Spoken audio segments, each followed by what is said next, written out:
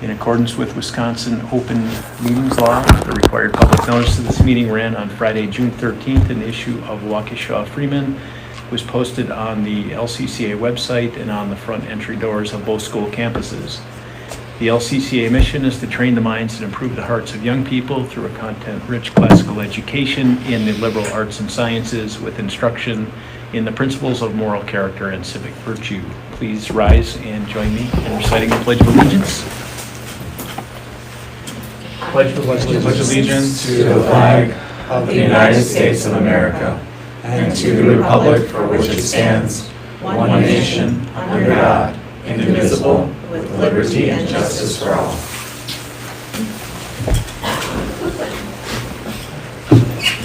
So let the roll call show all are in attendance except for Georgia. Is there any objection to the meetings from, or the minutes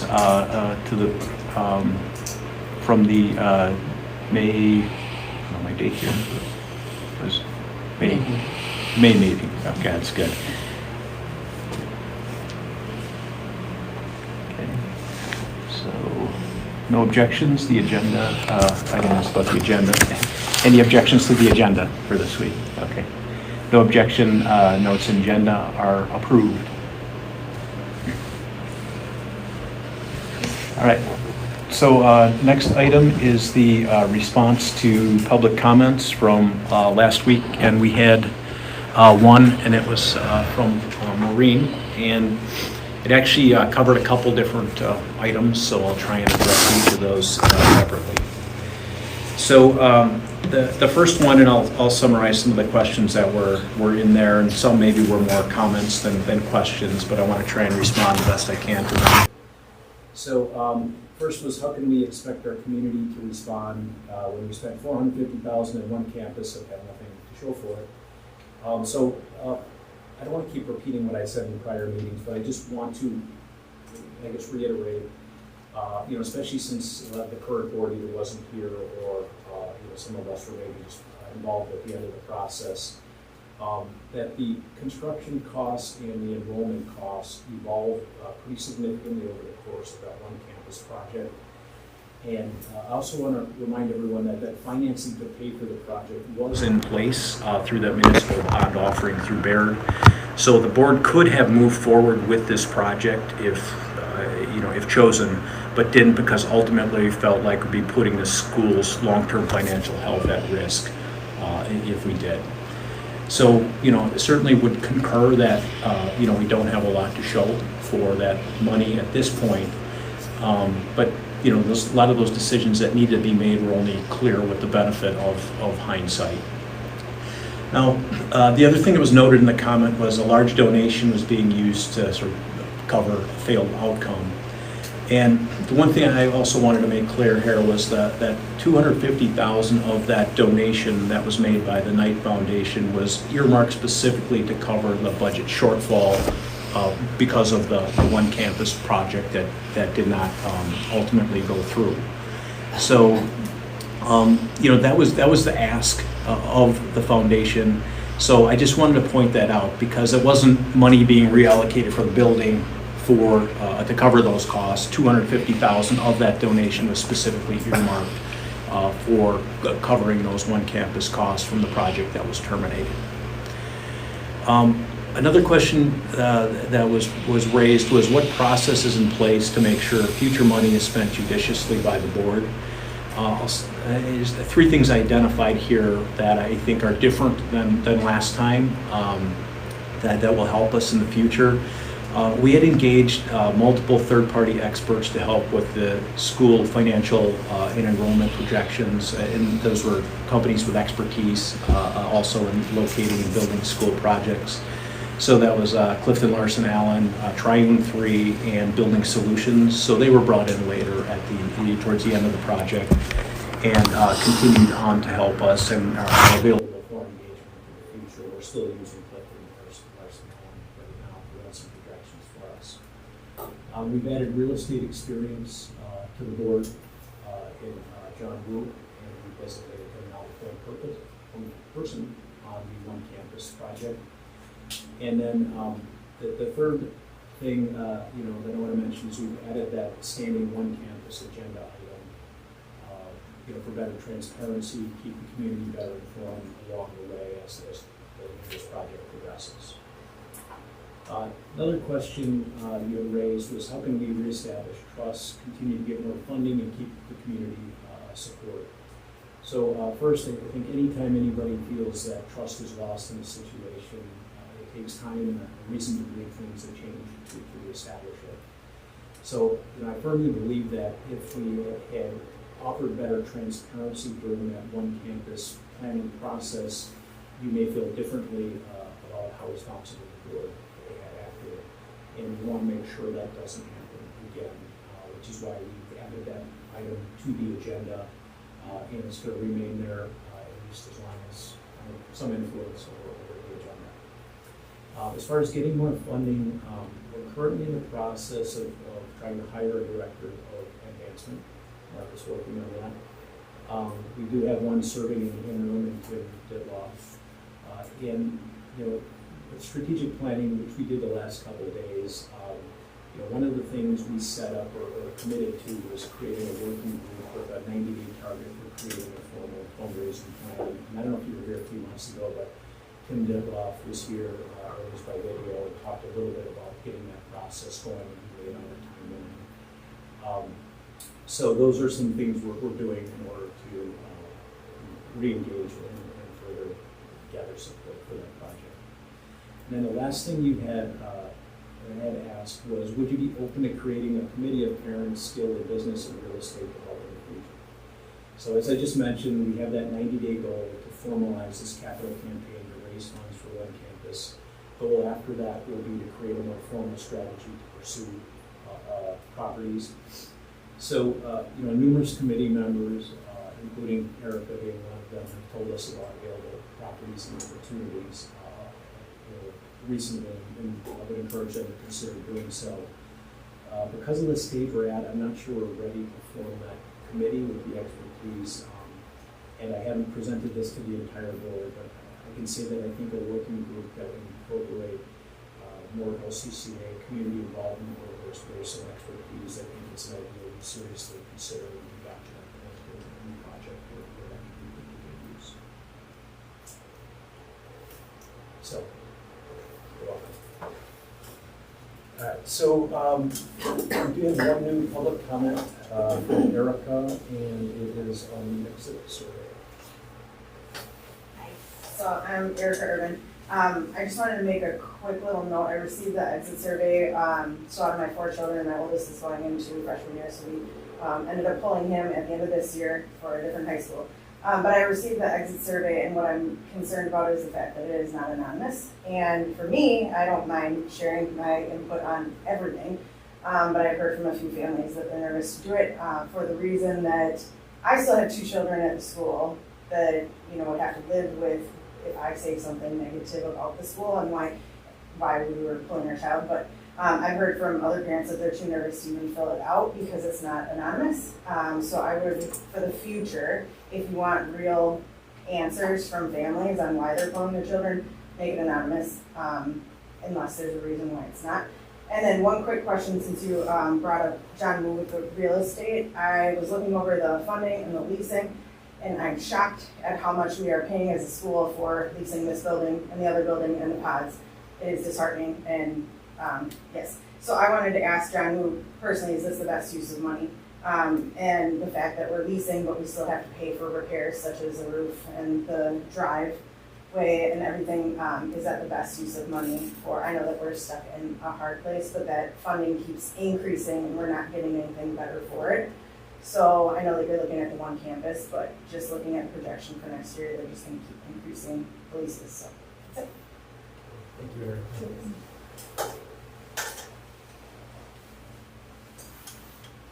Okay, so next item is the president's report. So I just had a few things I wanted to hit on.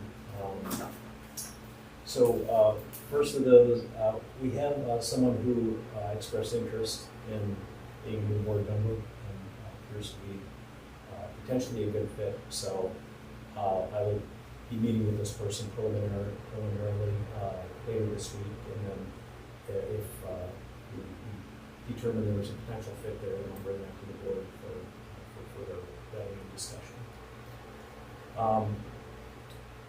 The other thing I wanted to mention is our school leader evaluation is due here this at the end of June. Try and get that done in July sometime. So I'll be sending out the form for that. There'll be a variation of what we have last year for folks to be looking for that. Tom, the strategic planning, we talked a little bit before about a download on what happened and what came out of that. And then the last thing I wanted to mention is at our last board meeting, we had a closed session to discuss this school leader contract. And then in open session, we approved it with some minor tweaks to the language. Skylar has reviewed that language and approved those modifications, so I got that to Margaret yesterday, so everything was what the status of that is. So that's all I have for the president's report. Margaret, go ahead. Thank you. Okay, I'll walk you through a couple different points of my report that you've had to review. I'm going to breeze through the positive highlights that were just closed out the school year and the monthly updates that you've had a chance to look through and share our incredibly high attendance percentage for the second semester of the school year as one of the items on the board calendar for your notification at this point. And then also at the close of the school year, you've been provided with just the snapshot overview of the student services department, the special education that we provide to the students in the last school year. You can see year-over-year comparisons. We have a very healthy program. Response to intervention is the support that we give to students that are in need of some additional academic support, and our interventionists provide that in the areas of math and literacy. And then I did want to highlight and draw your attention to the ACT summation of scores that our juniors produced this school year. The range there is off to the right. So a score of 1 to 16 is below average, a score of 17 to 24 is an average score on the ACT, a score of 25 to 36, 36 being the perfect score, is considered above average. And you can see that our 29 juniors of this past academic year, 15 were above average, 13 were average, and 1 fell below average. And then our year-over-year comparison is there for you, and the average of all of our scores as well. So on average, LCCA juniors are scoring above average, if that makes sense to use that word in that way. And then just a little footnote there, 8 of the 29 students did have a score of 30 or higher, which I think was a significant accomplishment for them. So there's the summation of our ACT results. These are rising seniors? These are rising seniors, yes, juniors of the 24-25 school year. Additionally, I just want to refresh your understanding of the reading and literacy legislation. The board calendar says that at this point in the school year I would give a reading readiness support, which is what the state used to call the reading readiness assessment given to kindergarten through second graders, but the new legislation implemented this school year requires a different approach, and we're assessing kindergarten through third grade students.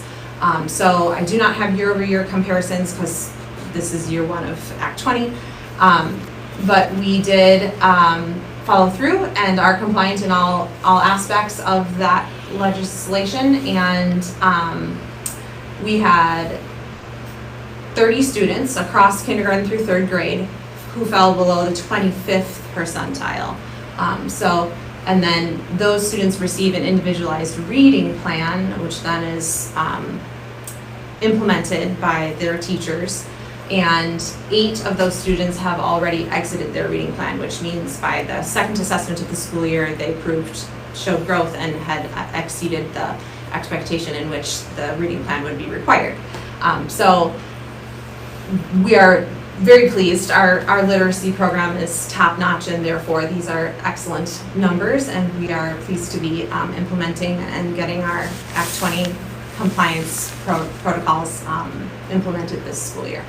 Is there, Margaret, some sort of benchmark or expectation for how many would exit? It sounds like you're pleased with that result. I was just wondering what maybe a normal benchmark might be, or expectation for that, or is it just hard to say? Well, if you're thinking just about it as percentiles, 25% is expected to be, right? There's that 25th I'm sorry about the percentile. 8, sorry, yeah. Exiting the plan. Yeah. The plan essentially goes until the close, could be implemented until the close of the student's 3rd grade year. So to receive a plan in a year and exit that same plan within the same academic school year is likely rare. Okay. So we would hope to see that we will exit more students next year as they have another year of instruction.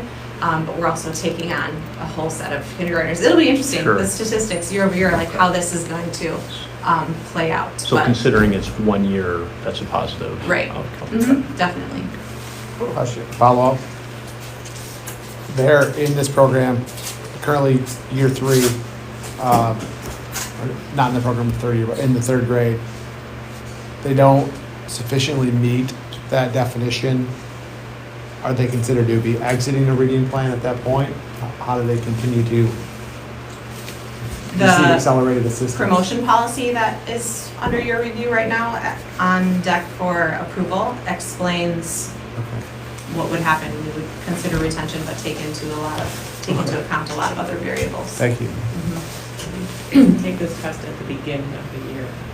Like when is this test going to, before they, This year it was awkward because the information was slowly rolling out over the course of the year, but they will take it. I'm going to just look over my shoulder and make sure I've got it. They will take it in the fall, and then they take it again twice more. They take it 3 times total in a school year so that we can be assessing their growth as we progress. And Okay. they could qualify for a reading plan in the fall, take the second round of assessments in the winter, and exit the reading plan. Okay. It's like on a rolling basis, but 3 assessments per school year. Thanks for that, Nod. This is just a year-over-year data point for the numbers as we report them to the authorizer.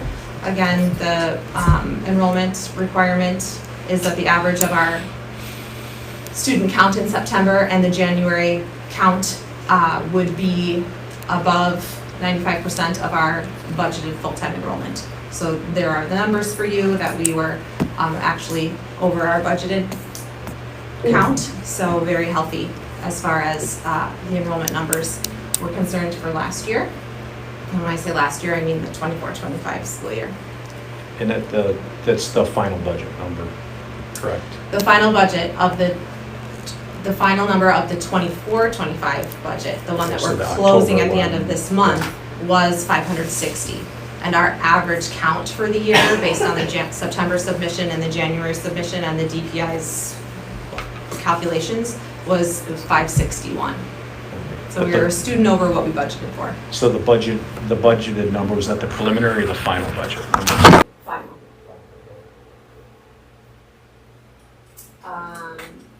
Then just wanted to keep you informed, you already know, thank you Mrs. Urban, that the exit surveys have been sent to families that have withdrawn and are not returning.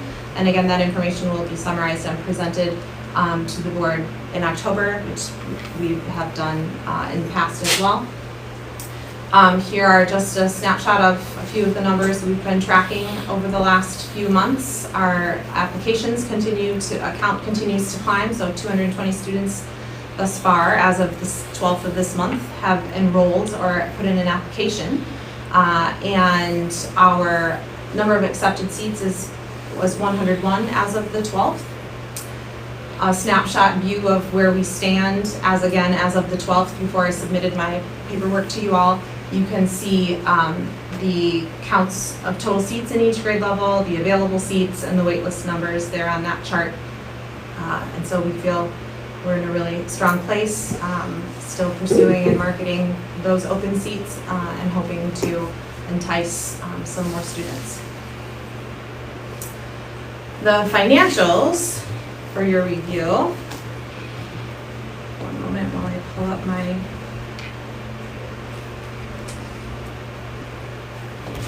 notes.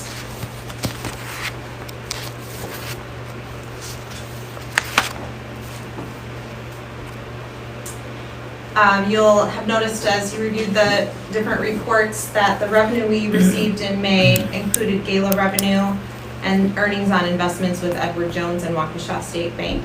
And to date, the earnings on our investments is a little over $90,000.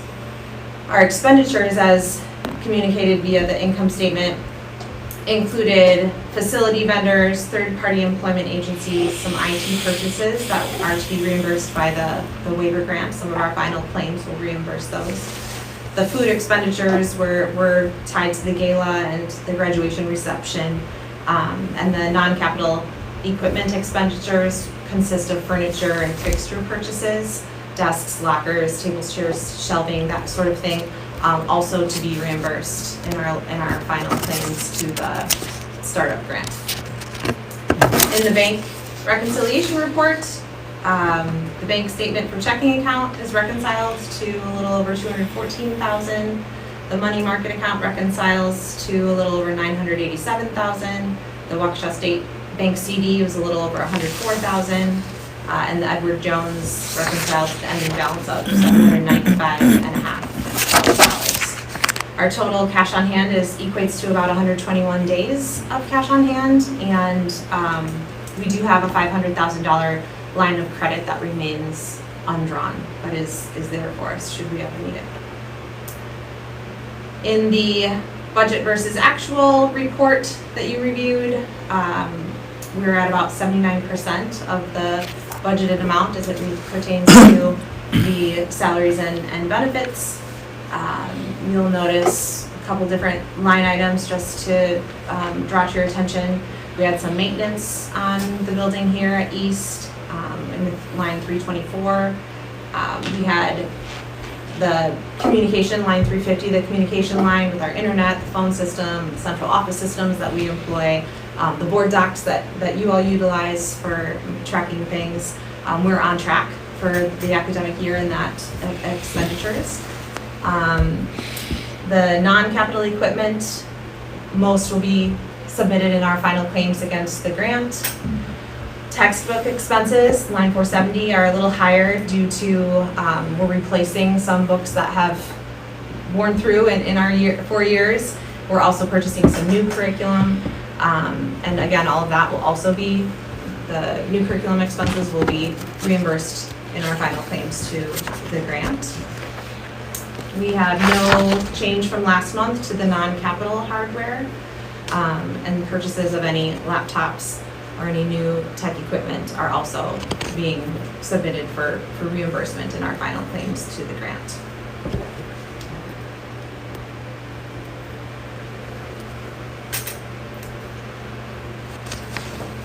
The only other matter of business from the business office is, just for your calendar understanding, is that the preliminary audit is scheduled to begin the week of July 14th. So that is a big project that the business office, Mrs. Kari and her team take on each summer, and so that begins the 14th of July, and I'll keep you up to date on the progress of that as we move forward.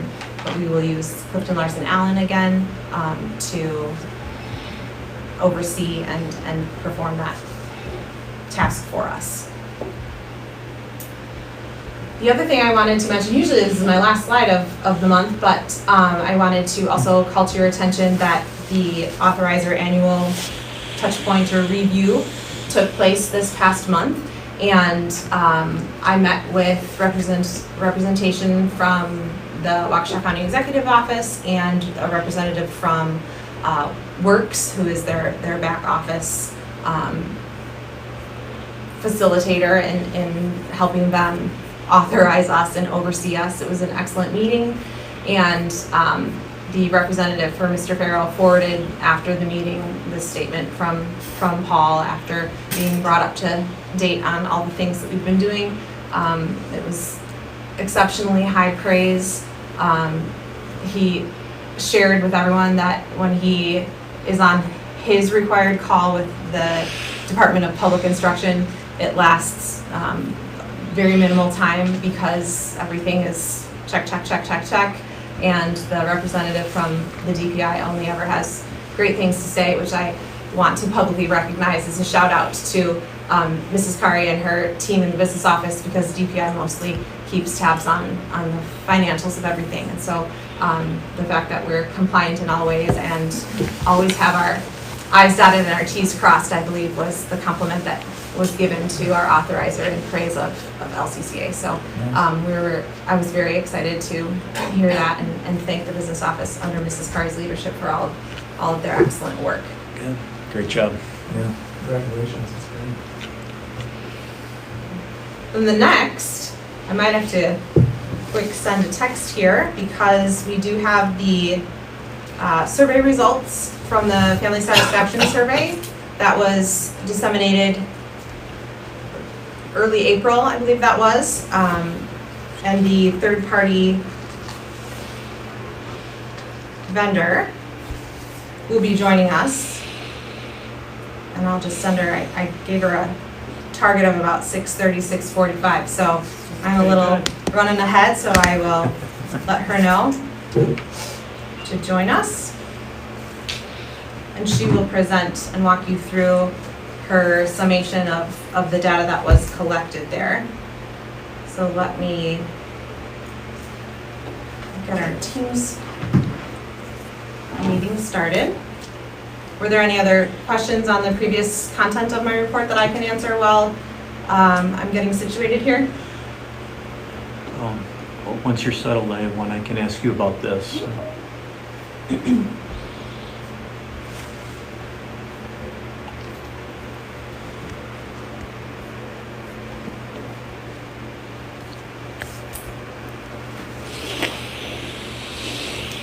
I'll just have it up, and when she pops on, we can begin, but I just wanted to ask, this is a really nice summary that she put together. I was just wondering, are we gonna get the full results with like the comments and everything? Just so we have some context. I can ask her about that. Okay. I just think it'd be helpful, like some of it is just to have context, like if somebody says not responsive, is it because you didn't respond in 60 seconds or, or 6 weeks, just those kinds of things. I think it would help us sort of interpret some of the. Yeah, were there the data. open-ended questions that people could write in? Mm-hmm. Yeah, it would be good to see those. To get a flavor for what was driving perhaps some of the numbers here. Okay. She says she's signing in, so 1 second.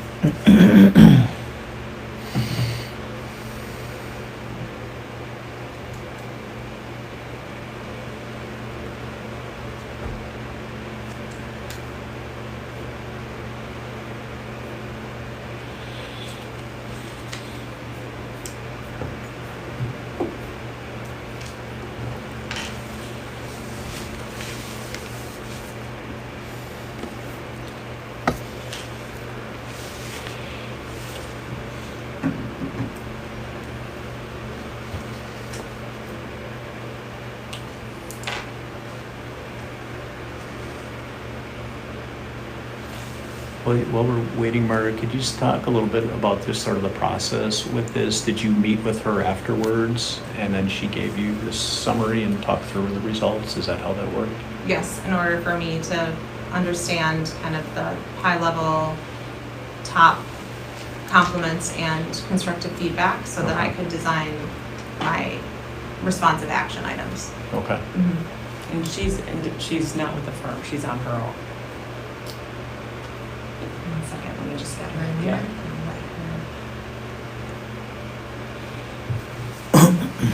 We're connected with, there you are, hi Meg.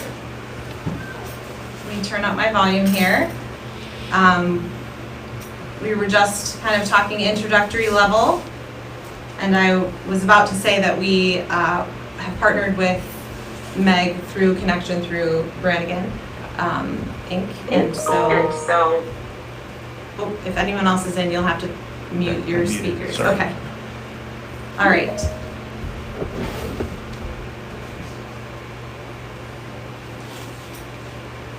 Sorry about that. That's all right. You're back. Hello. Hello. We are ready to go. Let me just turn you. So I have 5 of our 6 board members here this evening, and I will progress through your slide deck for you as you speak to the survey results and information that you've compiled for LCCA. This is Meg Marquez, by the way, everybody, and she is the third party who oversees the satisfaction survey. So are you, Margaret, going to share it on the screen there that I see? It's not on the team? not on the Teams because I have a separate device that it connects to the projector. Okay, I just want to bring mine up real quick. Okay. I can see it a little bit clear. Yes, okay. Yeah, it's far away for you. Yeah, no, ready to go. Ready to go. You guys ready? We're ready. All right, well, nice to be with you all today. As Margaret mentioned, my name is Meg Marquez, and I am an independent consultant, and I have worked with Margaret on this study. Just a little bit about me. I have been working in marketing and research and insights for 25 years or so, and my experiences and my background has been lots of different industries, including consumer packaged goods, healthcare, fitness, wellness, and education. In fact, I spent a good chunk of time at a university in Chicago working in higher education. In addition, some of the consulting work that I've been doing a lot lately has led me to projects like this, with different other universities, community colleges, and high schools. So you can go to the next slide there. All right.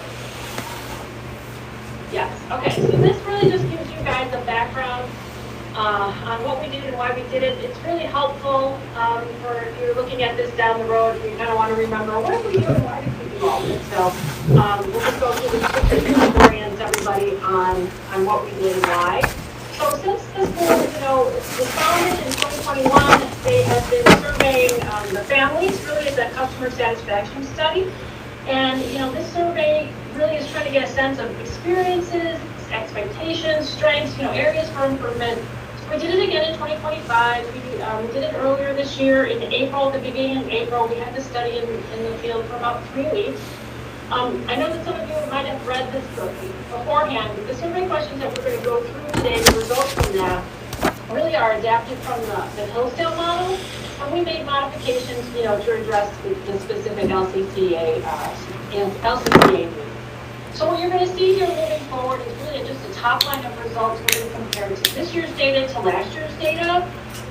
We received a lot of feedback on last year's deck and data, and so from this perspective, we changed some questions, we revised some, we added some, because we really wanted to get it more clarity, get it more precise insights. So for some of those questions, we won't see a comparison year to year, and I'll show you those when we get there. But all the data that you're going to see here is in all the questions were in a scaled format. So like strongly agree, down the line. And so what we're showing here, all the percentages that you're going to be seeing is the top 2 box scores. So that's the 2 highest positive response options from each scaled question. And for those of you who have attended, last year's readout, you're going to notice the report looks a little different.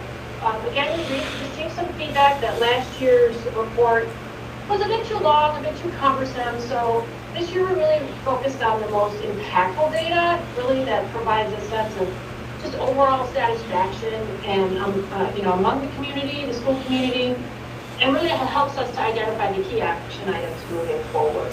And go to the next slide, Margaret. So just to give you a roadmap of what we're going to talk about, this should take about 25 minutes, just, give or take, to go through all of this information. And this is what we're going to touch on. I'm going to ask that you save your questions to the end, if you don't mind. I'm going to go through all the data, and then Margaret's going to provide her thoughts on an action plan at the end there. So overall, I'm just going to quickly give you an update on who participated, so who the voices of who we're hearing from today. We'll look at a top-line summary just to orient you in the data that we'll take a look at. And then we'll look at the specific questions, right? So we have what's called a Net Promoter Score. For our purposes, we can call it more of a school recommendation score. Then we're going to look at other questions around the different topic areas. So we have academic environment questions, teaching and instruction. We asked the families to include evaluation of the senior administration staff, their interactions, family interactions with faculty and staff, some culture and community questions, and also from feedback from last year. We, the school started some new programs, so we have some feedback on that. Now we'll recap everything and give you some next steps. You can go to the next slide, Margaret. Okay, so in terms of participation, this just gives you, hopefully you guys can see this. I just wanted to give you a voice of who participated. We had 231 families, which resulted in a 75% completion rate, which is really, really good. And I will tell you, I did a study at a high school earlier this year, and it was a much larger high school. We only had like 29% participation from the families. So 75% is really, really great. And this slide really just is kind of breaking it out in terms of the number of one-child families versus multi-child families on the left-hand side versus the participation by each campus. Obviously, more people from the East Campus than the West Campus, but it just gives us a sense of who participated. You can go to the next slide. There you go. So the next 3 slides, we're just going to quickly orient you on what we're going to see, just give you a top-line summary. First of all, in terms of some of the academic environment, that school recommendation score still remains in the good range. It did decline a lot, significantly from last year. We'll look at that. That could be due to, shifts in sentiment to things that happened during the school year last year. Perhaps that one campus initiative could have been driving that. But we'll take a look at those specific numbers. In terms of, looking at year to year, the parents really, these families really appreciate the curriculum of the school, the teachers, the classical education that they're getting, the kids are getting. But what's interesting is that they do acknowledge it might be the right fit for their kids, but it might not be the right fit for all families. In terms of, workload, the West Campus families are a little bit more concerned about heavier workloads, and some of the homework demands that they're seeing. They're feeling like maybe there's some limited extracurriculars, AP honor opportunities. So those are some of the concerns that we've seen from last year and into this year. But overall, folks really find the curriculum is really challenging. And we'll talk more about this. They have some moderate agreement here that this rigor is really positive. And we'll go into more because that's a couple new questions that we added this year. Go to the next slide. In terms of interactions, the family interactions with the school administrators or the faculty and staff, these parents really have a high opinion of teachers. They really value that dedication that these teachers have to their kids' moral and intellectual growth. We did see some shifts in perceptions of leadership. We'll look at that. There was some concerns about the head principal, the assistant principal at the elementary school, around things maybe managing key initiatives, communication, interaction with those families. We'll take a look at that. But overall, those interactions remain really, really positive. We saw that the West Campus families, they're really wanting a little bit more feedback, but overall, I think most families and parents want some more consistent updates on their kids' progress, and we'll take a look at that. And then, next one? Okay, excellent. In terms of culture and community, the culture really, for a new school, continues to be viewed very positively. Parents really feel like the kids feel safe, that they like going to school, they like their experiences. There are some concerns about the discipline inconsistencies that might be sending some big signals to students, but overall, the culture is reviewed very positively. From last year, we got some feedback that the leadership team there instituted some new programs. We'll look at that, but the field trip program really got great, strong approval. The other 2 programs, a little bit more reserved, and we'll show you some of the information on that. Okay, next up. The Net Promoter Score, which we can call like a school recommendation score. Most of you, this just slide is just to orient everybody. You probably are all aware of it. I'm sure you've all taken one at some point in your life. There are 3 different types of NPS. There's a relational, a transactional, and a competitive. This, what we did is a relational.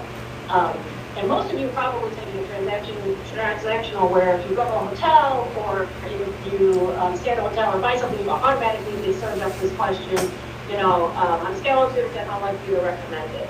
And that's what this question is. It serves a lot of purposes, but for us, really what it does is evaluating that likelihood to endorse the school to your friends, to your family, and it gives a leadership team really some good insights into the perceptions and the satisfaction of the school. And what's interesting about the NPS is that it really, really varies by industry. So we're just going to look at some general ranges. So generally a range from 0 to 30 is considered good, 30 to 70 is great. Beyond that, you're hitting it out of the park. But one thing to really note about the NPS is that it's not the end-all be-all, right? It's a good metric for tracking trends, particularly in our perspective here, from a school perspective. It gives us directional, it's a directional indicator. It gives leadership, it helps them understand whether the sentiment is improving over years, staying steady, or declining. So it's really helpful in that perspective. You can go to the next slide. Okay, so in terms of the score this year, it's at 32.3, which is still in the good range, but you can see it declined significantly from last year. And so that's really, decreasing families' likelihood to recommend the school. Now, this 1-year decline may not indicate a lasting issue. We'll have to see as the coming years what those numbers are. But it could be driven by some events from what happened in the past school year. Perhaps that one campus initiative that could have shifted perceptions, and that could be driving why we have a decrease here. Okay, next up, we're going to get into all of the different survey questions. So the first topic is academic environment. And these are questions around the overall quality of education. If the parents are really feeling that the school is helping to develop the students' the academic work habits, the homework load, which we take a little nod to in the top line summary. And then we have some new questions around the perceptions on the level of difficulty and if that's a good or bad thing. So we'll take a look at that. Okay, most of the charts are going to look like this. I just want to orient you guys all on what we're seeing here, and hopefully you can see them all. So what we have here, these are all, this is a comparison from 2024 to 2025.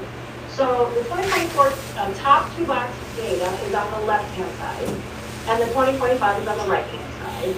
Those blue bars that go from one to the other, those are the dark blue is decreases, the light blue are increases. That little box on the right-hand side by the 2025 numbers, that's just the change from year over year. And what we're seeing, different percent changes.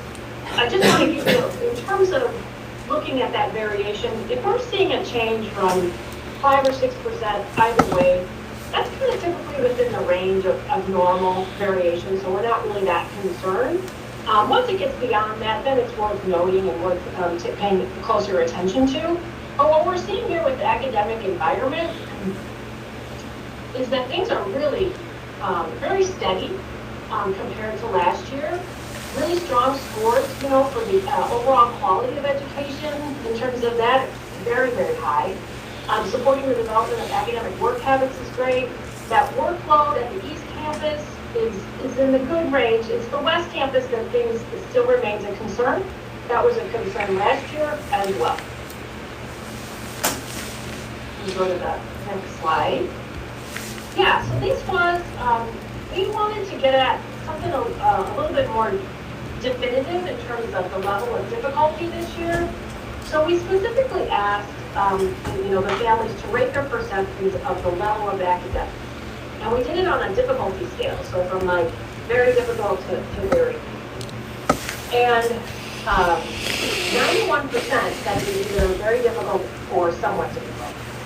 And then we specifically asked that group, so those groups that said very difficult or somewhat difficult, we served up a question and we said, Do you feel like this level of difficulty is positive or negative? Positive being it's challenging and stimulating, or negative where it's overly challenging and frustrating. And 60% of them said, you know, it is positive, so a moderate amount, considering that, you know, it's challenging and stimulating. So that gives us a little bit more definitive on kind of what those perceptions mean about the academic journey. Okay, next up is teaching and instruction. So here we wanted to look at the overall teacher quality, what families think about that, how they feel about the teachers, you know, if they're about the intellectual development and the moral development, if they care about that from a student perspective, if they're really inspiring the students to have that love of learning. And here you can see those teaching and instruction ratings, again, remain very strong. Everything is above 75%, which is the top two box. We're seeing just little variations, you know, here and there, but, you know, in terms of the caring about the intellectual development, the overall quality of teacher very high, the moral development and inspiring that love of learning is still very, very strong. So that's good news on that front. Next up is the senior administration evaluation. So we asked families to rate the head principal and the two assistant principals on their effectiveness. You can go to the next slide, Margaret. So what we have here is this one looks a little bit differently, and let me walk you through this. So we asked families to take a look at the head principal from an effectiveness, so either very effective or effective, and we asked them to rate the head principal on leadership, accessibility, and responsiveness. And you can see that those numbers went down significantly from last year. So there is a shift in the family perception. So I wanted, from an inner perspective, wanted to understand what's going on here without context of what, you know, happened in the school year. And so what I did is I took a look on the right-hand side, the response option for no opinion, not enough experience to stay. Now we added this this option, this response option, last year, as well as this year, because the school is new. We wanted to give folks an opportunity to give newer families, because there's a lot of new families that are coming in, an option outside of that neutral rating. You know, like because they're new, maybe they just haven't had any interaction or anything. And you can see there on the right-hand side that those numbers really went up last year, from 2024 to 2025. So what the data is suggesting to me is that there might be some reduced exposure or awareness or engagement with the head principal with some of these families, and perhaps that's what's leaving, you know, perhaps that's making them feeling uninformed. So that's something we need to investigate. If you go to the next slide, Margaret, you can see that the same thing occurred for the elementary school assistant principal. Now again, for the assistant principals, we asked the folks to rate them on accessibility and responsiveness. And on the left-hand side, you can see that those numbers really went down. But again, that no opinion, not enough experience to say went way up. So again, it could be that reduced engagement or exposure with the individual in that role. And if you go to the next slide. And Meg, can I interrupt and just also clarify that the data is two different individuals on this specific one. So the 24 and the 25 are not the same. The 25 assistant principal at the East Campus was a new person in that role. So that's significant as well. Yeah, good call, so thank you. Okay, so in terms of the upper school assistant principal, things really remain really consistent from year to year. So we're not seeing that the volatility is much there. And if you go to the next slide, where we just kind of asked the overall satisfaction, probably no surprise based on the data that we just looked at, is those numbers need to go down from 2025 to 2024. You go to the next slide. Next up are the interactions that the families are having with faculty and staff. So we asked questions on, you know, tell us about, you know, your interactions with the front office staff at both campuses. Do you feel like you're getting respected by the school? Does the school communicate well with you? Can you find information online easily enough? And are you getting that regular feedback on your child's development, their academic development that you would like to see? We go to the next slide. And again, we are seeing that things really remain positive in 2025. everything is pretty much, again, top 2 box score of 75% above, which is really great. We are seeing a significant decline in the front office staff at East Campus. It's still in a very, very good range. That's just something where Margaret and her team can investigate and kind of figure out what's going on there. But still, everything, the interaction with faculty and staff and families are very pleased. And I will note the administrative staff at East was a new employee this year as well, replacing a 3-year person. So that's something to consider in those numbers as well. I didn't quite hear that, but. The administrative staff at East is a new hire this year as well, replacing someone who had been present for 3 years prior. So I just wanted to make sure that this board was aware of that. Good, thank you. Okay, so in terms of the culture and community, what we're looking at here, again, as you guys are building, as the school is building their culture, we want to understand, is the school providing, the parents feel like it's a safe environment for their children? Do they feel like the school is influencing that growth and virtue? Do their kids like going to the school? And then we added some newer revised questions this year, those last 3. We want to understand, is this culture really providing a positive influence on the kids? For those kids who are receiving services from IEP or 504 plans, is the school meeting those needs? And the discipline system, is it upholding the behavioral expectations of the school? So let's dive into that. So let's take a look at the first 3, because this is where we have year-to-year comparison. And, really, again, families are just really agree that the school is providing a safe environment. The kids like going to school. We're seeing a tiny little uptick there.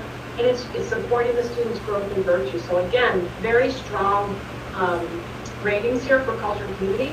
And if you go to the next one, Margaret, what we did is, again, based on last year's feedback, we revised the questions, as I mentioned earlier, to get some a little bit more clarity. So what we did is, if you look at that first one, the culture at the school has a positive influence on the children, and families strongly agree that the culture is really good for the kids. Then we specifically asked, does your child receive services from an IEP or 504 plan? And 17% of families who participated in the study said that they do. And then we asked those 17%, do you feel like the school is meeting those needs of your kids who are receiving these types of services? And yes, 86% said yes. A little bit less consensus on that discipline system as well. So that's also something we'll continue to take a look at. All right, the new program. So again, as feedback, you can go to the next slide too. All right. Yeah, so in terms of what we heard last year from families was that they really recommended to try to expand student activities both in and out of the classroom. Really try to enhance that learning experience, try to get some more joy in the learning experience. So the team at LCCA just, had some new programs. They included a field trip program for kindergarten through 6th grade, an upper school house system, and a celebrated senior program.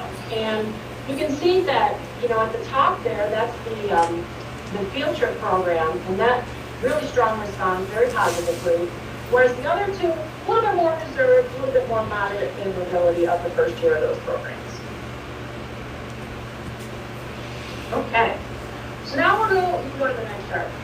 Now we're going to go to what I like to call my money chart. Hopefully it's not too hard to read, hopefully nobody's colorblind, but what we're trying to do here is just kind of look at everything and get a sense of where we are and how we're going to move forward.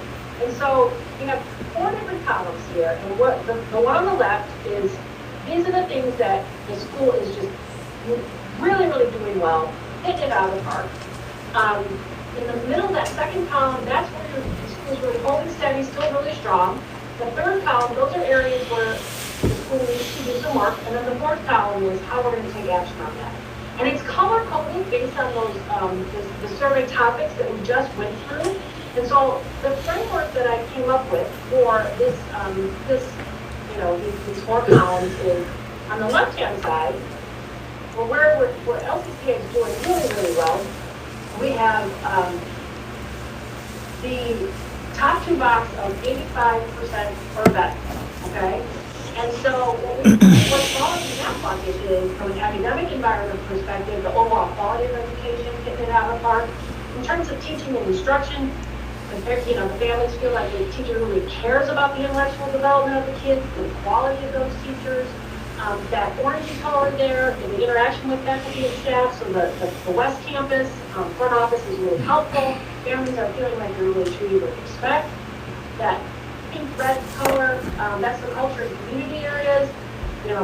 It's a safe environment for the kids. The culture is really a positive influence on the kids, and really meeting the needs of the students who are receiving those services from the IEP or the 504 plan. When we look at that second column, we're holding steady, we're still strong.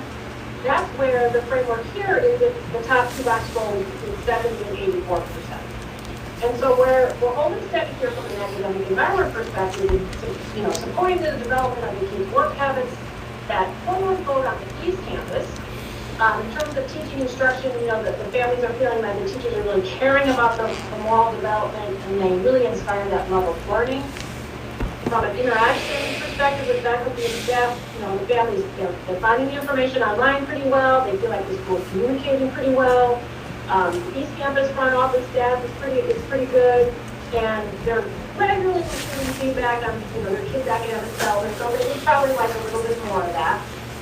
In terms of culture and community, the school is influencing their kids' growth in virtue, and really kids enjoy going to this school.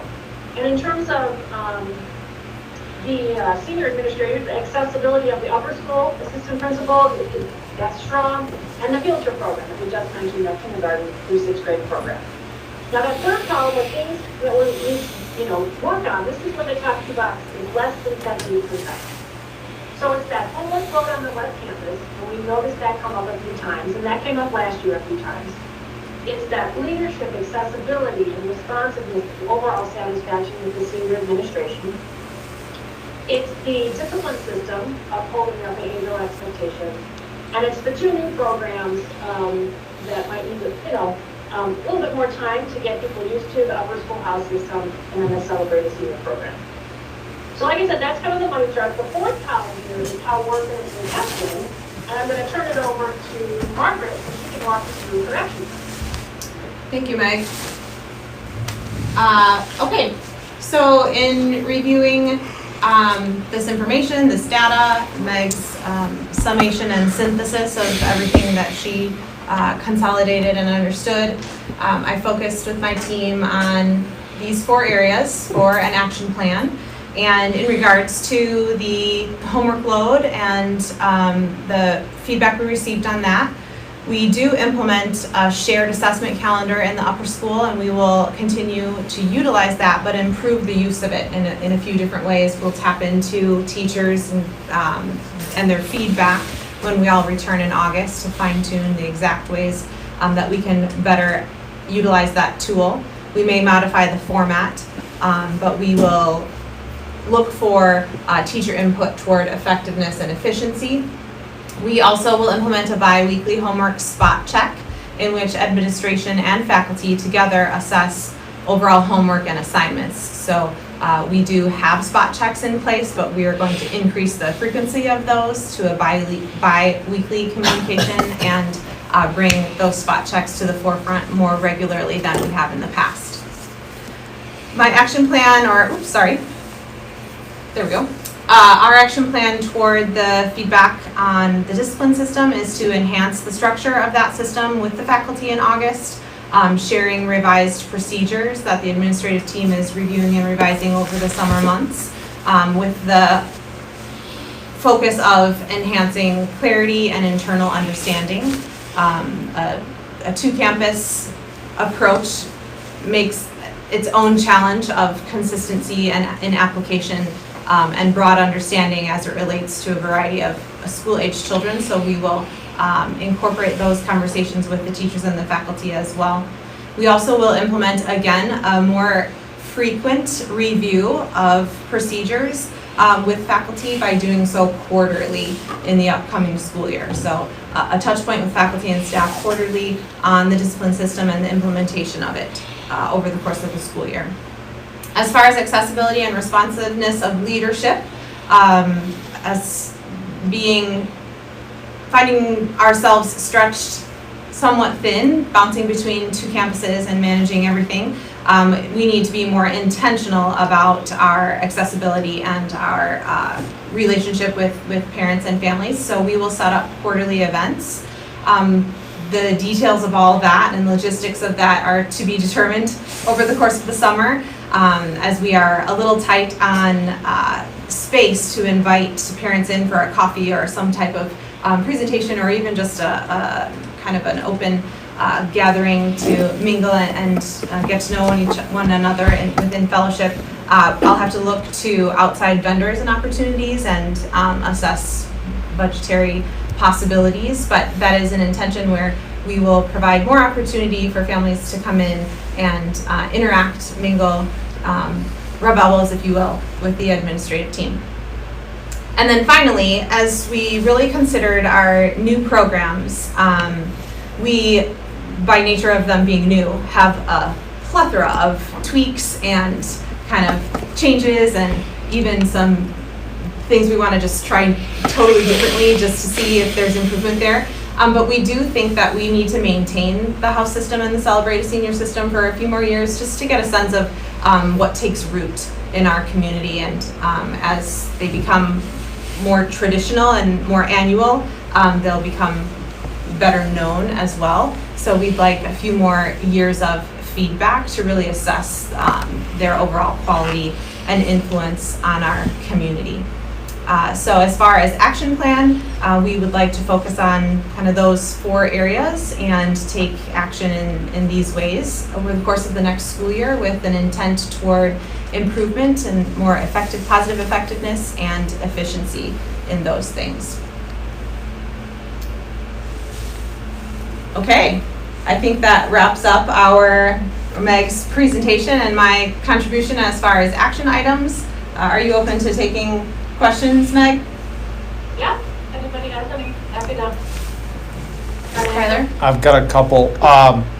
In the data, particularly in the Net Promoter Score, was there a significant or relevant digression in the scores between the East and West campus? That would, one of the things that we asked about before he jumped on was the ability to see the raw and responses, but Anything? yeah. Can you hear him? Oh, No, you I can can. hear. Oh, sorry. Okay, 1 second. Yeah, or you can repeat the question if that's useful. Digression between NPS, Net Promoter Score, and East and Was West there campus. a difference in the Net Promoter Score of the East Campus to the West Campus? Was there a digression there among those families by campus? Yeah, I only have to pull that up. And these are questions, if you don't have the answer at the ready, I'm happy to disseminate Yeah, I to the know. board after you can consolidate a response. Yeah, you know what, I'll have to dive into that. Is that okay? Between the two campuses, so I will take a look at that. But if I remember correctly, I mean, obviously the number went down, so it probably went down, but I think it was a little bit more on the West campus, if I'm not mistaken, just because of the homework loads and, wanting more extracurricular activities and AP and that kind of stuff. But I will definitely take a look at that one. All right. And then my next question is not necessarily directed to her. It's more a question about the workload, because I don't know if that's a relevant. I mean, the feedback is important, but do we feel that the response of the workload of the high school is what it is, or the upper school, I should say, the West Campus, because of the environment in which many of those students matriculated from, coming from a public school environment or just an environment that's not as intense as a classical education program? And do we feel that that over time will mitigate itself to some extent if we make no changes? Like, what's the perception? Eric, I welcome your comments as well. Let me just repeat, so I'm sure she's, so. I don't think it's a question that should be able to I know, I answer. just want to make Yeah. sure she Okay. understands. So Meg, this question is more to the administrative team regarding if the perception of the workload at the West Campus could be correlated to students matriculating to LCCA or coming on board at LCCA without a lot of familiarity to a classical program or the rigor of our curriculum. Yeah. I think to speak from our gut, it's hard to put a pinpoint on that. A lot of the students to the upper school are new in the 9th and 10th grades. But we would have to do a study of maybe the next question to get really nitty gritty into that would be like, answer the question, then tell us how long your student has been at LCCA and tell us from where they've come. And I just don't have a sense of that information to correlate it or just speak with any authority or confidence on that question. I mean, I just think for the long-term success of the school, we have to take into account the feedback that we get from parents. I think that's very relevant. But I don't want to see us water down the richness of the curriculum for a new school to the detriment of our younger students someday who come to the high school and have this expectation. And so, some of the feedback I think speaks to that challenge that, if 90% say it's rigorous, which we do, I don't think anyone would disagree with that, Right. Assessment in general, that's not 60% said it's not a bad thing. I'd like to maybe see that number a little higher. Mm-hmm. But we're not trying to accomplish an easy thing Mm-hmm. here at the school. At least that's not my vision of classical education.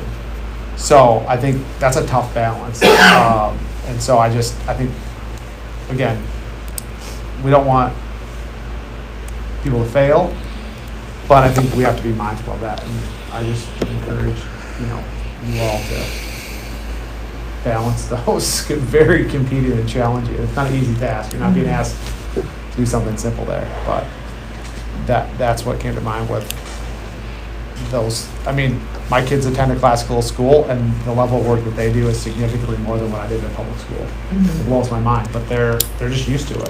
Mm-hmm. And so not like they don't even complain, whereas if I was that age, I know how I responded to the education that homework is ridiculous. They do, a significant amount every night, and that's just, so, yeah. Thank you for that feedback. And I did have one other general comment with respect to your action plan. I would challenge you and the senior leadership in general around the communication piece. I think that's a good first step, but I would encourage you to, think about what other things can we do, which is a stretch, but what other things can we do in that area in particular to, see those numbers go the other direction a little bit, so. Which area was that, Skylar? I didn't. In the communication action, piece of the action plan. Yeah, and I think to build on that, maybe at one of these social events, hopefully they get feedback, like, we'd like to see this or that, like, feed on it. It's gonna be iterative over time, I think, to build what type of feedback parents and families would like, and communication they'd like to have too, and connection. I had a couple questions too. Yes. Just more on the, so how does the participation rate this year compare to previous years? I'd just be interested in that. It's probably high all the years, but just as comparison. And then I know that some of the questions were changed, so we can't get, because everything here was compared to last year questions. How is it over the last, I'd like to start to chart it out over the years. We've only worked with Meg 2 years Oh, in a she's row, only so done this twice. is We a- don't yeah, have even Right. a previous one. Do we have? not comparative No. to Oh, the okay. work that we've done. Okay. before. So Alright. the first 2 years, Yeah. the survey style Is not, you can't do it apples a to little bit apples. more, yeah, no, Oh, closer. okay. The first year, Okay. the board oversaw the survey, Yeah. and then it Okay. transitioned, and we had feedback from Hillsdale, so we've been Okay. tweaking even our survey style Got it. over the last few All right, years, so but going forward, maybe, let's Yeah. start. Just because, that historically, because I was like, it went down, but then in my head, I was like, well, what was it in 23? yeah, too? we So didn't have what was that. in on it? Okay. What was the first question though? Just the Oh, yeah. Meg, do you know the participation count from 2024 by chance? Or could you get that for me to pass along to the board? Yeah. Yeah. I will say it was a little bit higher last year, but I can pull that up. I do have the MTS, so I misspoke. In terms of, I had the wrong campus, so in terms of the MTS for the two campuses. For East Campus, the MPS went down 37 points. It went from 80 to 42.7. And on the West Campus, it was 25.4 in 2024, and then it went down to 20.9, so it only went down about 4.5 points. For those who are students at both campuses, it also went down about 44 points. It went from 53.8 to 9.3. I know that's a lot of numbers. I can put that in an email for you, Margaret, that you can share with the team. Okay, thank you. Yeah. I will look at the participation numbers from last year. I'll go Okay. last if you want to go. Are you, Yeah, Meg, it's Tom. Good to see you. I have a question about discipline, which has come up expectedly, over the past couple of years I've been on the board. I'm trying to get at what the rub is with discipline. Do you have a sense from the data? Is it discipline we don't understand what the metrics are for or what the expectations are, or is it disciplinary actions aren't being consistently applied, or is it something else? I can't get, everything on here is super helpful. To me, there was some ambiguity in what that actually measured.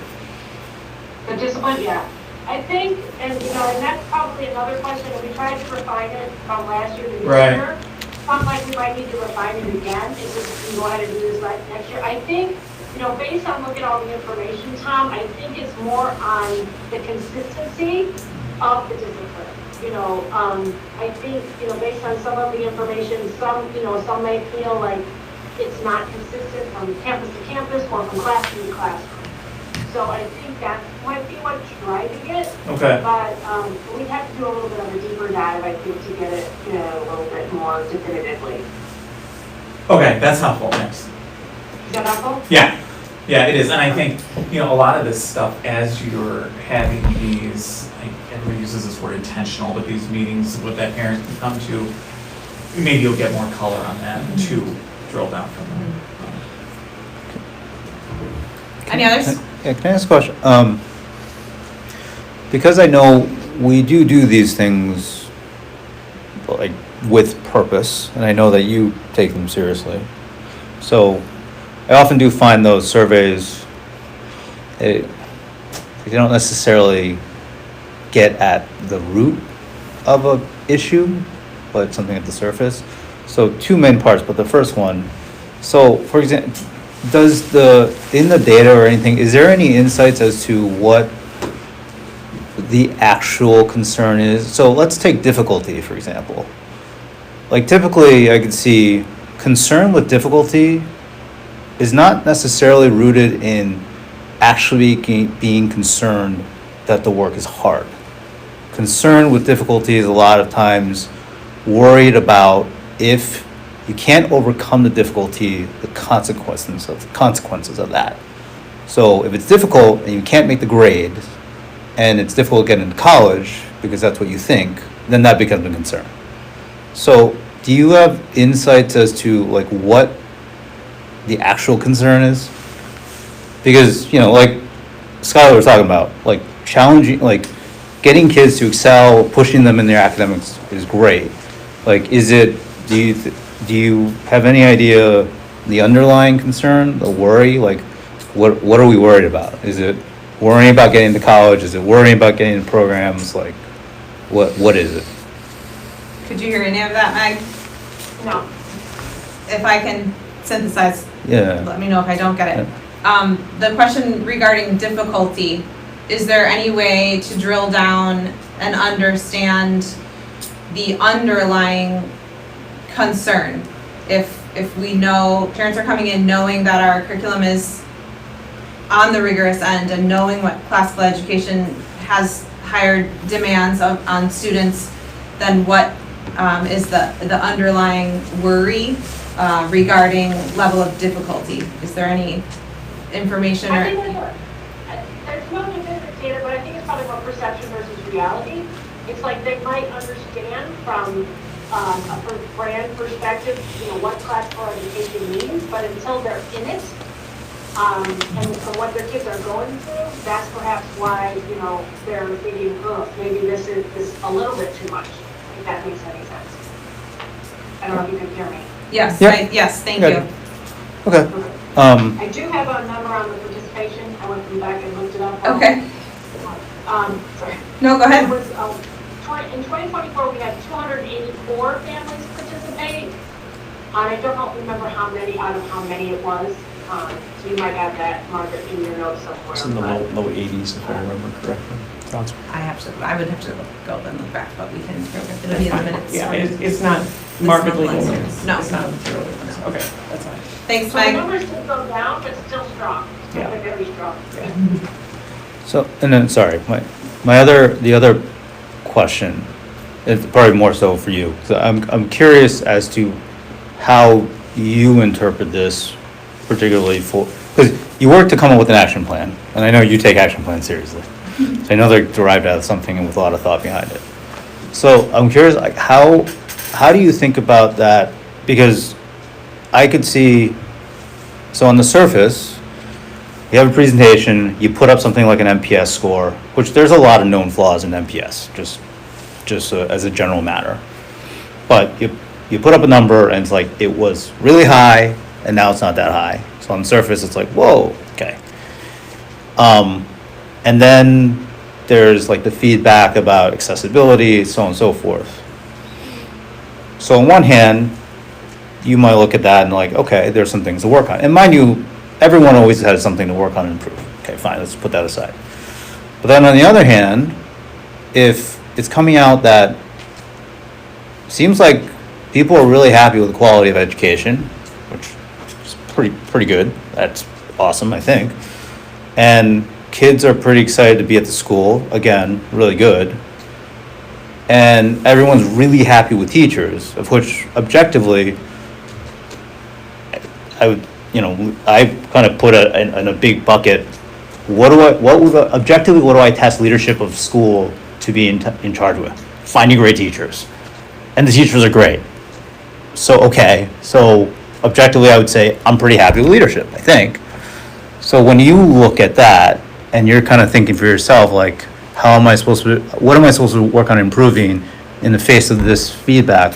Like, how are you thinking about that? Because there's a part of me I'd be kind of confused, actually. But I could find other things. So I'm just curious, like, how you think about that. I've been doing a lot of reflecting, actually. Sure, I have no doubt. Over the last few days and weeks as Meg has disseminated the information, and I've spoken with her and heard her analysis of the data, and I think I need to continue to ponder that question, but there are a lot more administrative demands that are required in what I would maybe refer to as like back office, or in my office at my computer or on the phone, and I think that has made me less accessible. I'm less in front of families, and it has been a significant percentage of where I'm spending my time, where I'm called to invest my efforts on a day-to-day basis. And so I'm in discussion with my team of, how can I delegate, how can I share, where can we more evenly distribute some of these things so that I am and can be more present with the students as well. I think that was also feedback I received from the Hillsdale report, is to be more present in classrooms and do more coaching of teachers.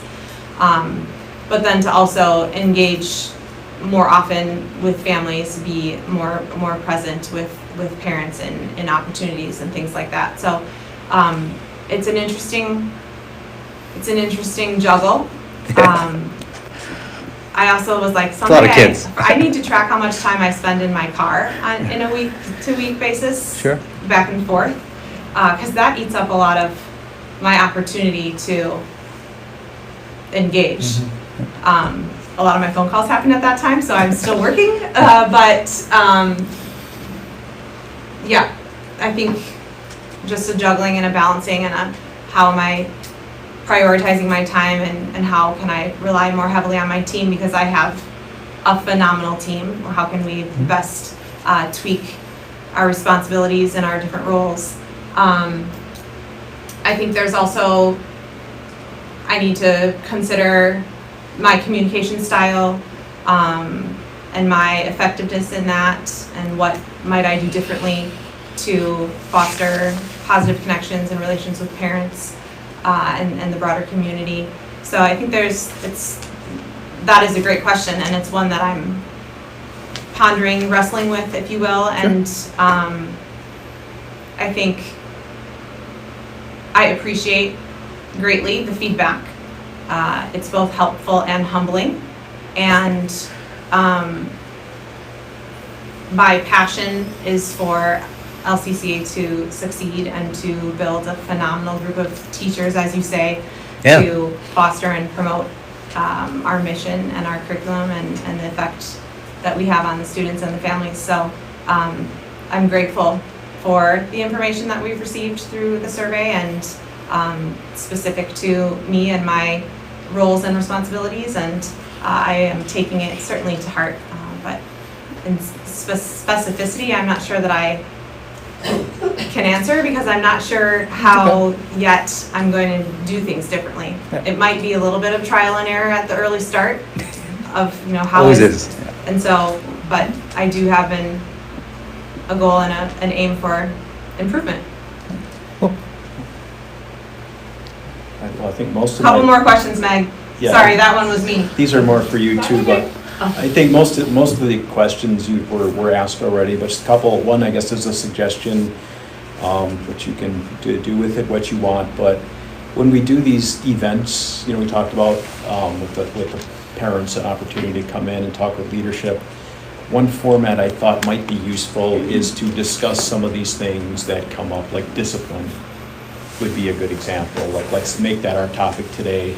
You could maybe do a presentation, a little, for a few minutes on here's how our discipline policy, here's why we do it the way we do it, take feedback, answer questions, and then keep it a little more focused on specific topics where you can be sharing your philosophy and reasoning for what we do, but also having a chance to get feedback and answer questions at the same time. So I thought that may just be a way to keep it a little more focused and address some of these things that come up fairly consistently. And then the second thing, I loved your answer you just gave, John, and I sort of had a similar question. And when I kind of look at the data on the NPS, and like John said, sometimes year to year things can be flawed, or maybe some event happens that changes things. But when we look across the board, like our gala attendance, as I mentioned, was down about a third from prior year. Our NPS scores were down 30 points. Our donations are down. Our new student enrollment's down about a third. So it tells me, that our customers, there's something out there that's holding them back or causing them concern. And when I look at any individual thing, you could always say, there's a reason for it. It's the economy, it's, whatever, just the demographics. But I think taken together, our customers are sending us a message. And that's why I feel like what you said is great. I'm glad you're reflecting on that. And I think Skylar said it too, I think those quarterly meetings are awesome. That's a great thing, and I think it's going to help a lot.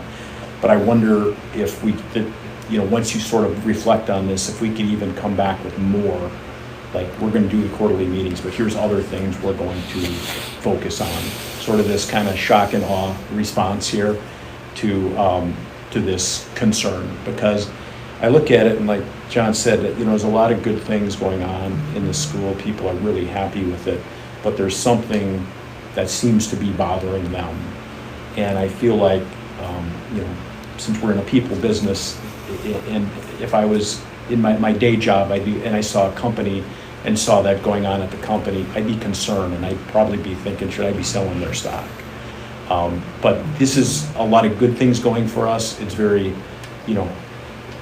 We haven't seen a lot in the results. You know, we saw some things with donations and things, but as far as our overall enrollment, it's been steady. You know, wait list has declined and things like that. But I feel like now's our time to really address, if there seems to be something out there, it was there last year, it's there this year. There seems to be something there, but I think it's like when I look at things like accessibility or responsiveness and helpfulness, those are all things that are easy to fix. These aren't, you know, foundational concerns that are really difficult to fix. So I feel like if that response is even more robust, like once you reflect on it, here's 3 or 4 things we're going to do, and we're going to do it better and really make a commitment to that, I think that's going to go a long way.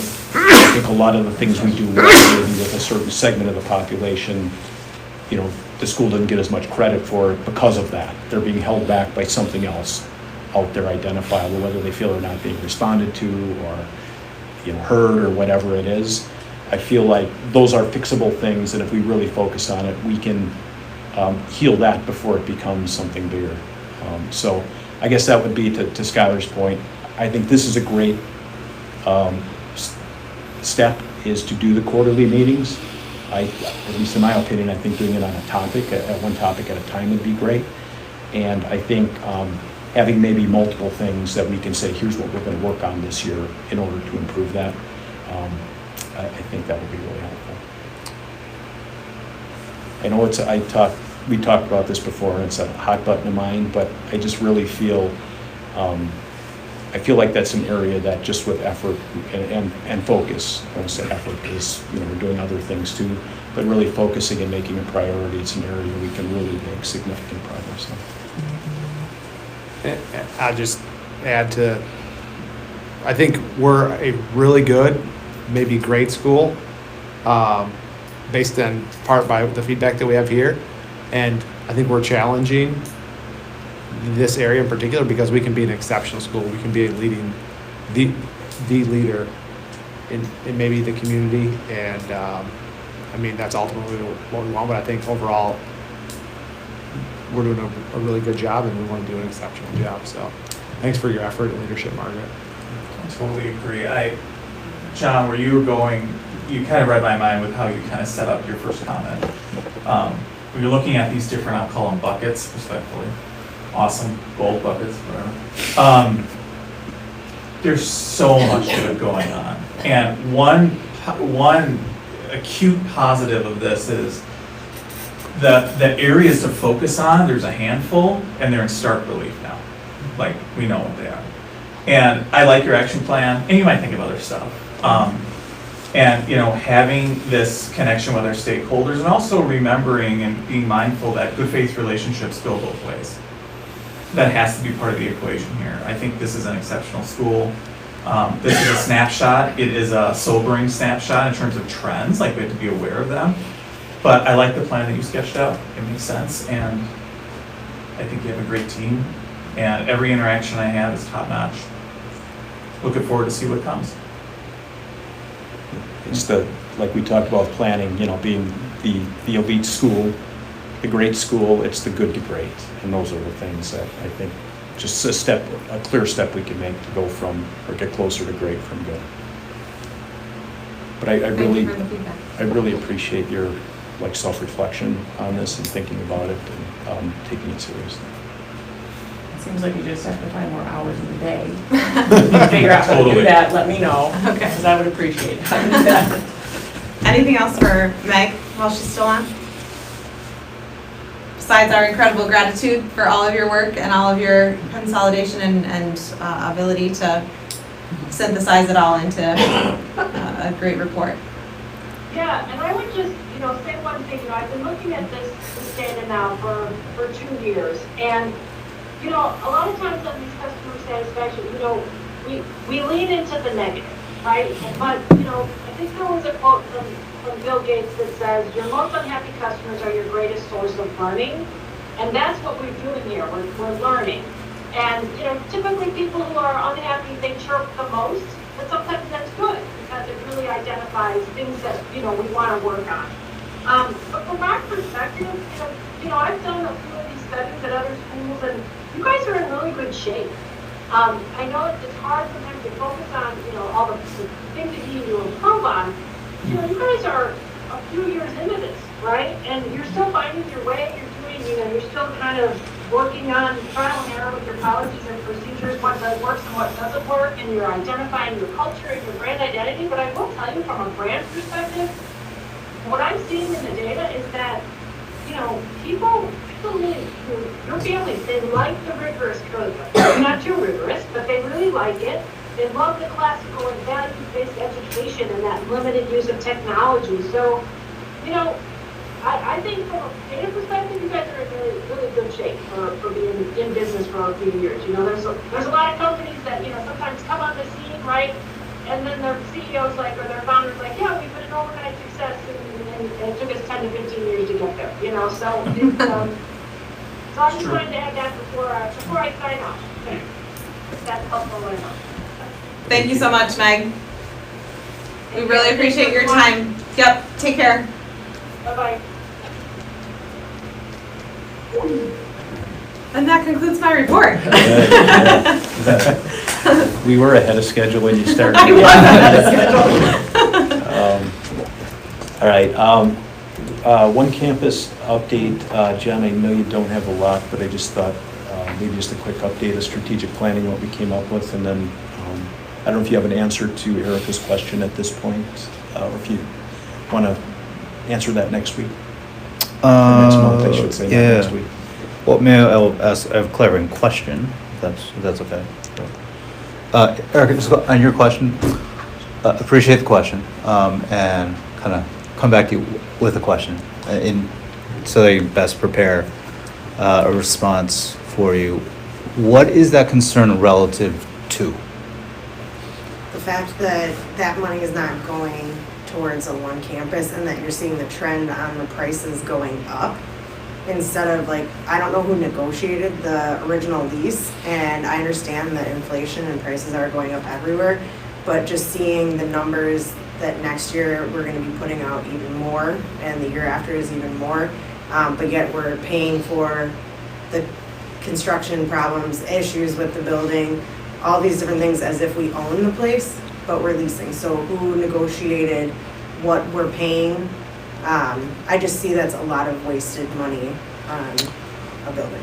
So it's a question kind of in comparison to itself, and as opposed to relative to comps, or so you're asking kind of relative to seeing kind of year over year of itself, rather than as opposed to, and this is a question, Yeah. Don't take this as a, rather than, if you did a market survey of all schools and the relative percentage of their facilities expense versus their budget, Yeah. or of commercial real estate prices. So you're asking it relative to what you see of the expense year over year on itself. It would be great to have both, in the fact that when I spoke with even Kettle Moraine School District, they said that McGee Elementary, just to keep it completely vacant, is $60,000 a year. So I understand there's a cost to keeping a building going, especially when people are in it. We're paying the energy bills, everything like that. Mhm. But how on earth is the price going up that high, and they're taking advantage of the fact that we are stuck? Could you renegotiate? That's a lot of money. That's a lot of money, and I would like to see if there is this charter school that's in the same or similar situation, how much they're doing. And like I brought up before, with McGee, the other options that we could, if this just keeps going up and we don't have a one campus, that needs to be reassessed as far as financially. It'd be like if my mortgage kept going up, I would look for something that, and we're one income family, we can't keep paying more and more and more when our per pupil is not increasing that much, if that makes sense. We'd be looking for something different. Okay.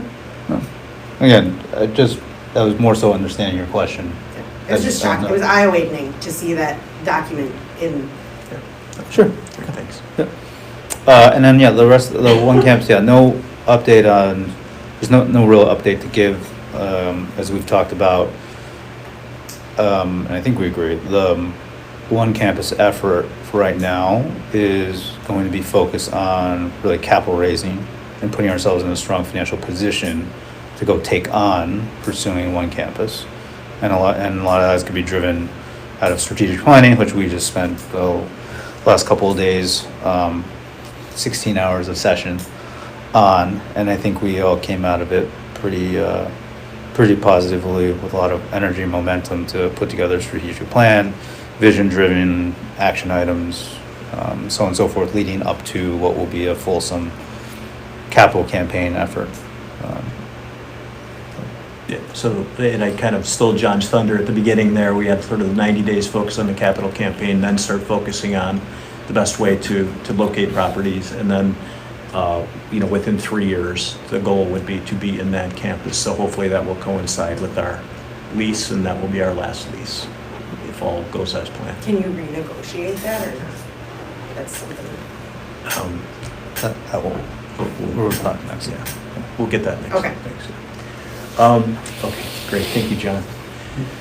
All right, so then we have some new business. Most of this is first reads we had last time, so it's the approval process. So I will start with the enrollment policy. If anyone like to make a motion to approve the enrollment policy? So moved. Second? Any debate?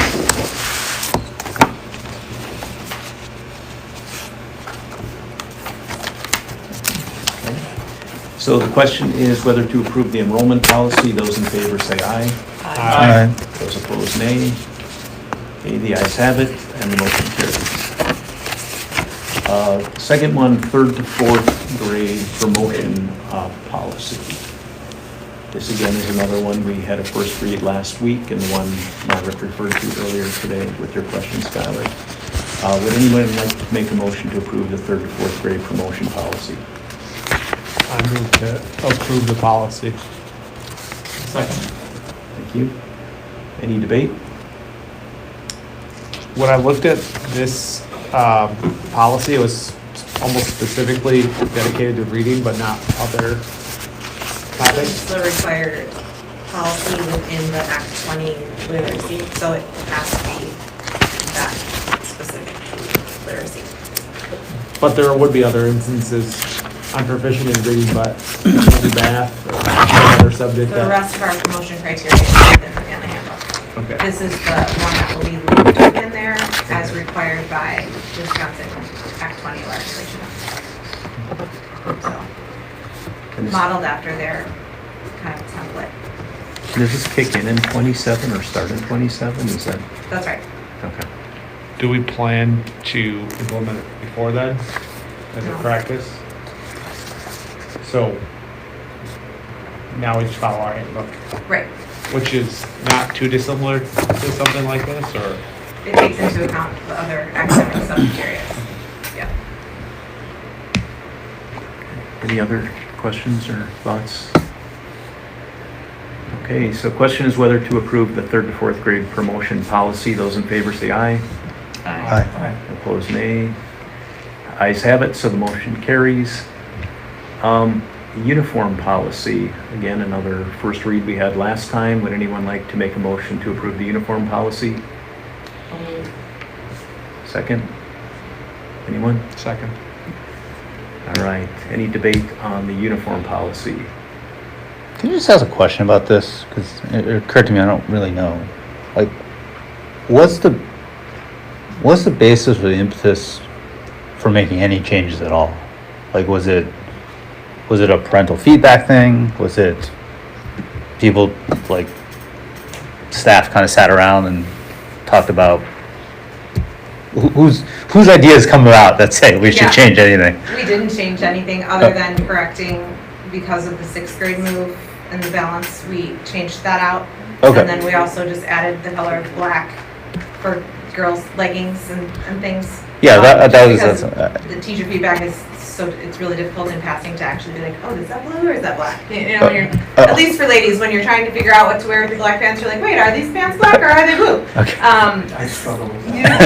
Thank you. So those Okay. were the minor Okay, got it. reasonings for any edits or tweaks there. Got it, okay. Tom, turn the light on when you're getting done. Thank you. Garanimals are good. That's such a throwback, man. Oh my I goodness. Georgia Sorry, brought that's- that up. You don't know granimals? Okay. Too You just young. made it Too sound- Good generation. Make us all Yeah. feel old, Skylar. Sorry to throw that out there. Oh, YouTube it or whatever you people do now.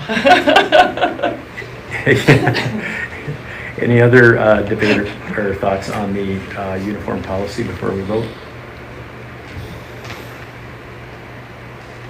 Okay, so question is whether to approve the uniform policy. Those in favor say aye. Aye. Aye. Opposed, nay. The ayes have it and the motion carries. Family handbook, I know this was a first read, but we had one change on this one, Margaret, correct? On the bullying policy. Yes. Well, let me start. Would anyone like to make a motion to approve the family handbook? So moved. Second? Anyone? Second. Okay. Or if you want to comment on the bullying change. Last month I told you I was waiting on legal counsel just to give the final recommendations on any edits or updates that we should include, and I didn't have them at last month's, but I shared those to you in advance, and I would simply insert that based on legal counsel, we are making a few changes and updates in the bullying portion of our handbook. Okay, and that was the only change from That's last correct. time, correct? Yes. Okay. Okay. Any other questions or debate on the handbook? Okay, so the question is whether to approve the family handbook. Those in favor say aye. Aye. Opposed, nay. The ayes have it, and the motion carries. Next item, preliminary budget. Anyone like to make a motion to approve the preliminary budget? I move to approve the preliminary budget. Second? Second.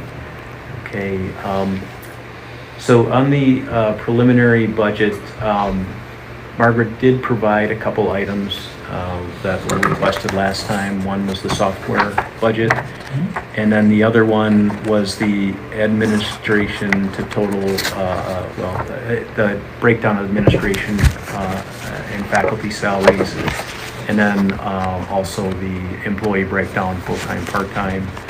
And I will say, I just did the math on it, 24 to 25 admin to total salaries was 17.6. 25 to 26, it's lower at 16.5. So any questions on either that information Margaret provided or the preliminary budget in general?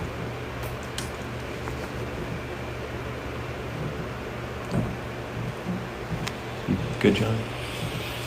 Yeah, I appreciate you providing that breakdown, and it was helpful. It's honestly just throwing it out there because I don't know the place to put it. I think the budget's fine. I think it's just the not concern, but the thing I'd probably throw out there for us to be mindful of for kind of the non-teacher but more administrative roles. And I think it sort of fits into some of our like forthcoming strategic planning efforts and what have you. It's like roles that are more about, administration, what have you, if we think about it when appropriate, if they have metrics or they have goals and objectives. We just kind of could think about those roles with that in mind. So I don't really know where appropriate, but I think budget-wise, it's fine. Yeah. It's just a matter of like measuring success of the purpose of those roles. Yes. Yeah, okay.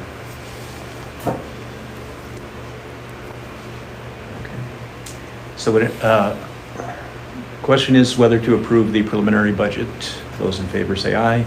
And I think technically, as my understanding is your language needs to be adopt the preliminary budget. I'm sorry. Because you're not actually. The question is whether to approving it adopt. Since it's preliminary. I even have that on my agenda and I didn't say it, so thank you for Yes, correcting me. thank you. The question is whether to adopt the preliminary budget. Those in favor say aye. Aye. Those opposed, nay. The ayes have it and the motion carries. Thank you for correcting me on that, Margaret.